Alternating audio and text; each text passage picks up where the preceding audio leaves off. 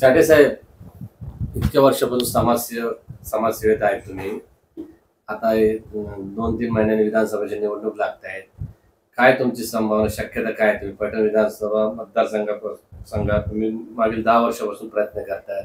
यंदा काय परिस्थिती राहील? काय तुमचं योगदान राहणार पैठण विधानसभेत? त्याबद्दल थोडक्यात सांगा. मी डॉक्टर कांचन कुमार चाटे, मी रिटायर्ड DYSP आहे आणि 5 वर्षापासून मी पैठण तालुक्यामध्ये राजकीय पक्षात काँग्रेसमध्ये काम करत आहे. मी सध्या पक्षाकडे पैठण तालुक्यातून उमेदवारीची मागणी केलेली आहे विधानसभेसाठी. आता विधानसभेची निवडणूक लागणार आहे, पक्षाकडून जी मागणी केली आहे कसं पाहणार तुम्ही? तुमचे बरेच दिवसापासून मेहनत चालू आहे पैठण तालुक्यामध्ये आणि विविध प्रोग्राम तुम्ही घेतलेले आहे. आता रेसमध्ये सर्वच आलेले आहे. आता पक्षाकडे काय मागणी केलेली आहे तुम्ही आणि कसं काम चालू आहे तुमच्या संदर्भात? पक्षाकडे आम्ही सर्व परिस्थिती सांगितलेली आहे की काँग्रेस उमेदवार देणे कसे योग्य राहील. कारण तिथं OBCचं 1,20,000 मतदान आहे, मुस्लिम समाजाचं 65,000 मतदान आहे, दलित आणि इतर समाजाचं 30,000 मतदान आहे. असं 2 लाखापेक्षा जास्त इतर मतदान आहे. आणि तिथं जर दुसरा उमेदवार दिला काँग्रेसनं तर तो निवडून येणे शक्य नाही.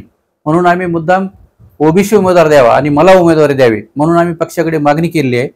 इतर जे 2 पक्ष आहेत, मग राष्ट्रवादी शरद पवार गट असेल किंवा उद्धव ठाकरे शिवसेना गट असेल, तर यांचा कुठलाही उमेदवार समोरच्या उमेदवाराला कॉम्पिटिशन करू शकणार नाही. कारण आता राजकीय आणि सामाजिक परिस्थितीमध्ये खूप बदल झालेला आहे. त्याच्यामुळे काँग्रेसनं ती जागा लढवावी असं आम्ही काँग्रेस पक्षाकडे ठासून सांगितलं आहे. आणि ती पण जागा मराठवाड्यातून फक्त आम्ही एकच जागा OBCला मागितली आहे आणि ती पण पैठणची. त्याच्यामुळे आमचे जे प्रदेशाध्यक्ष आहेत भानुदास माळी साहेब यांनी पण नानाभाऊ पटोले साहेबाकडे जोरदार मागणी केलेली आहे. आता लोकसभेचे इलेक्शन झाले, पण जालना जिल्ह्यातून पैठण मधून कल्याणकारी यांना आघाडी मिळाली होती. सर्वात जास्त मतदान पैठण मधून झालं, काय सांगा? पैठण तालुक्यामध्ये 2019ला आम्ही 41,000 मतांनी मायनस होतो काँग्रेस पक्ष, आणि आता 2024ला आम्ही ती लीड कमी करून 31,000 मताची पैठण तालुक्याला लीड दिलेली आहे. म्हणजे 72,000 मतदान हे जास्त पडलेलं आहे. त्यामुळे काँग्रेस पक्ष असा एकमेव पक्ष आहे पैठण तालुक्यात की ज्याच्याकडे स्वतःचं आता 1,00,000 मतदान तयार आहे. म्हणून काँग्रेसनंच ती जागा लढवावी आणि OBCला द्यावी अशी आम्ही जोरदार मागणी पक्षाकडे केलेली आहे. आमचे जिल्हाध्यक्ष आहेत कल्याण काळे साहेब, आमचे नेते आहेत माननीय अनिल पटेल साहेब, यांनी सर्वांनी आता काँग्रेस पक्षाला ती उमेदवारी सुटावी तिथून विधानसभेत जागा म्हणून जोर लावून धरलेला आहे. त्याच्या अगोदर पण तिथे काँग्रेसचे आमदार होते अनिल पटेल साहेब, त्याच्यानंतर काही भुमरे साहेब निवडून आले शिवसेनेतून.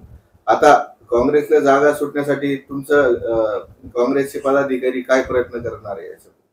आमचे जे तालुका अध्यक्ष विनोद तांबे त्यांनी पण मागे आमची मीटिंग झाली, त्या मीटिंगमध्ये जोरदार मागणी केली की कुठल्याही परिस्थितीत काँग्रेसला जर महाविकास आघाडीचा मुख्यमंत्री करायचा असेल तर एका जागेची गरज आहे, तर विनाकारण दुसऱ्या पक्षाला देऊन ही आमची जागा आहे म्हणून तर असं करू नये. काँग्रेसला सोडून घ्यावी, काँग्रेस उमेदवार तिथं नक्कीच विजयी होणार आहे अशी सर्व कार्यकर्त्यांनी मागणी केलेली आहे.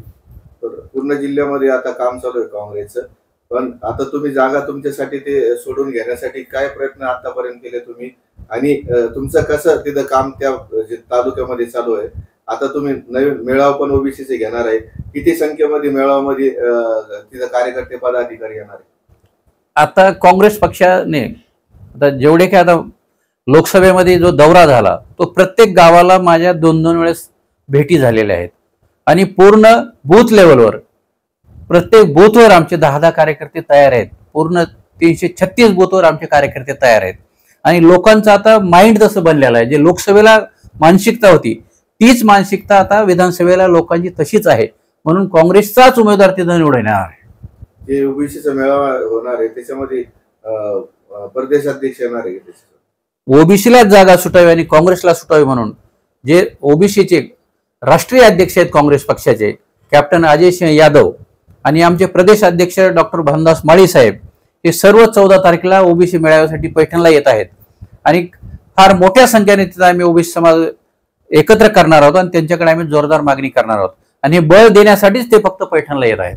याच माध्यमातून तुम्ही काय आवाहन करणार OBC समाजाला आणि इतर पदाधिकारी कार्यकर्त्यांना?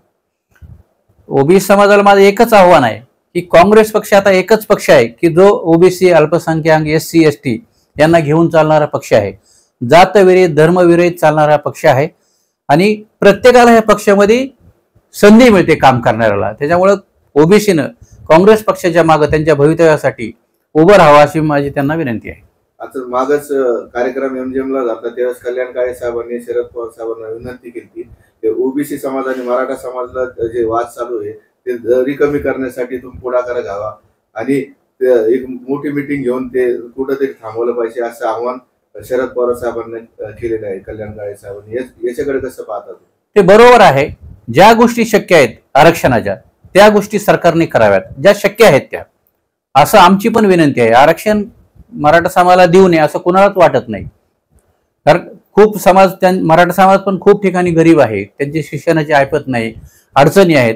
तर अशा समाजाला आरक्षण भेटलंच पाहिजे अशी आमची काँग्रेस पक्षाची भूमिका आहे. तर एकच आमची अट आहे त्याच्यात की जातनिहाय अगोदर जनगणना करावी आणि ज्याची जेवढी संख्या त्याचा तेवढी सत्तेत त्याला सहभाग असावा अशी आम्ही आमचे राहुलजी जे आदरणीय नेते आहेत आमचे भारतीय राष्ट्रीय काँग्रेसचे, त्यांनी पण हीच मागणी केली आहे. सरकार पहिला अगोदर जनगणना करा सगळे जातनिहाय आणि त्यानंतर हे आरक्षण द्या. आपलं नाव सर? माझं नाव डॉक्टर कांचन कुमार चाटे. मी रिटायर DYSP आहे आणि सध्या प्रगतशील शेतकरी आहे.